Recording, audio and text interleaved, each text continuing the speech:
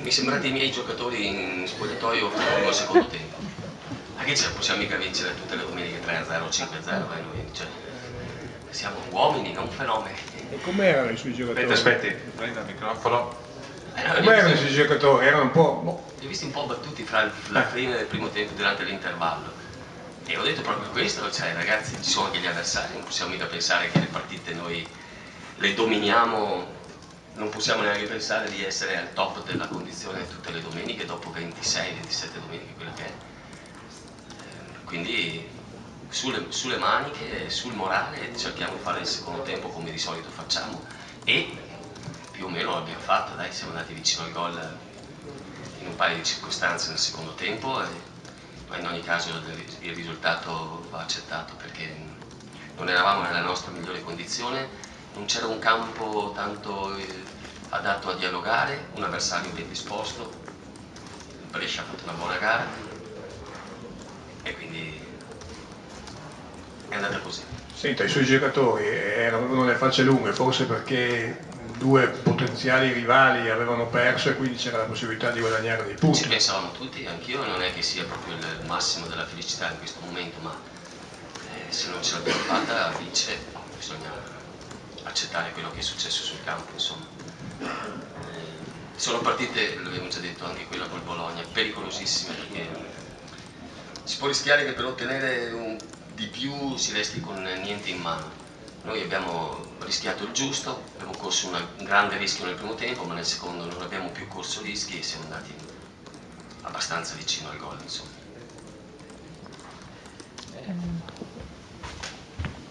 Buonasera mister, ha nominato il Bologna, il No, dubbio non che... parlate c'è anche, ha già capito. tra i motivi ci può essere anche che in una partita come con momenti, situazioni come queste, un giocatore come Sanchez, che sta bene, che ha determinate caratteristiche, possa essere importante, ma per me l'importante è la squadra e tutti hanno dato il loro contributo per tentare di portarla a casa, quindi degli assenti non si parla più.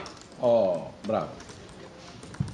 Mister, il Brescia se lo aspettava così, no? Cioè non è che la sorpresa, chiuso, ben attento con i 5 difensori in linea in fase difensiva, però in settimana ha provato qualche trucco per sorprenderli, così magari con gli inserimenti appunto dei centrocampisti tipo Pinzi. Sono un po' mancati, non c'era la possibilità più che altro? No, non lo so, dovrò riguardarmi la partita per vedere dove potevamo bucare e non l'abbiamo fatto.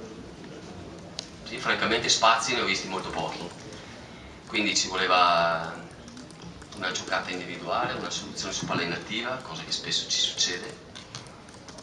E così. Nonostante questo, alcune occasioni le abbiamo avute, ma secondo me ancora una volta, come con il Bologna, non eravamo in grandissima giornata e può succedere. Non possiamo andare a 100 all'ora tutte le domeniche. Siamo uomini, sono ragazzi. Ogni tanto la stanchezza la sentono anche loro. Sì, però comunque è il nuovo risultato utile Sì, consecutivo questo, quindi... Non sono così abbattuto, cioè sono moderatamente soddisfatto, accetto il risultato e guardo avanti. Ecco, forse oggi si è sentito anche un po' una mancanza di una rosa un pochino più ampia per dare un po' di fiato alla squadra. Dicevi che... o no? No, io quando li recupero tutti ho una rosa anche molto, molto ampia perché dovrò mandare in tribuna giocatori importanti da qui a un mese, quando Basta e Ferronetti avranno ritrovato il ritmo, visto che già si allenano con noi. No, non credo che ci sia. Magari devo stare attento che non ci siano cali di forma che in questo momento non vedo ancora, ma le soluzioni le ho per poter dare respiro a qualcuno, senz'altro. Allora, tu hai ricordato un particolare che mi sembra importante. Vi è mancata un po' la precisione nel fraseggio. In quanto ha influito? Perché forse a noi è mancato la condizione del terreno.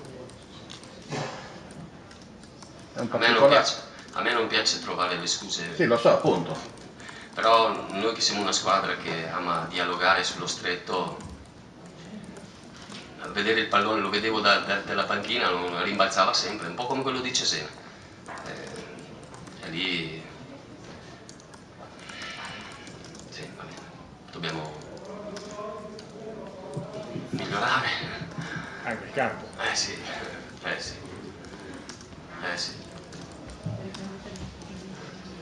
Mister, buonasera, chiedo scusa, Gianluca Magro, giornale di Brescia. Si parlava prima dell'episodio in cui Bergonzi ha concesso il rigore e poi è tornato indietro. Ovviamente Iachini l'ha vissuto con un sospiro di sollievo. Lei come l'ha vissuto quell'episodio? Con una pillola amara che ho dovuto ingoiare perché ero convinto che fosse rigore, ma non sto a giudicare l'episodio perché non ho visto niente. Per noi è già dimenticato. L'arbitro ha diritto di ritornare su una decisione o rettificarla. Non so neanche se è stato guardato, non so niente. Noi accettiamo il giudizio e il verdetto del campo e non ci agganciamo più a quell'episodio per avere rimpianti o per polemizzare. Stop, è finito, se l'arbitro ha deciso così vuol dire che era giusto così. Un'ultima cosa, mister, per quanto mi riguarda, non vogliamo dare, almeno io non voglio dare giudizi su Dennis e Corradi, però mi può dire No. che differenza c'è che differenza ha visto fra quello che ha fatto Dennis e Corradi in 20 minuti? Grazie. No, secondo me si sono disimpegnati bene tutti e due.